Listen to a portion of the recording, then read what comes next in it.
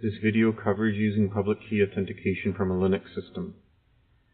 Replace my name, Preney, with your login, and replace the machine name with the machine name you want to log into.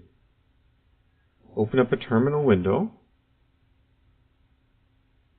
This will give you a command line prompt. Now you want to generate a public key.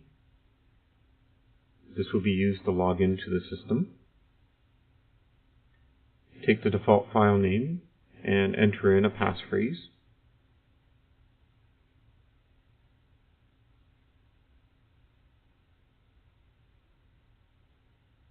Because you've just created these keys, we're going to tell ssh-agent about these keys using the ssh-add command.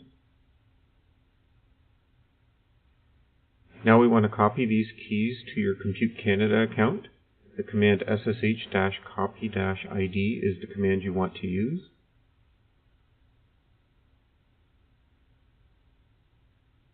You will log in with your password here. This will copy the keys.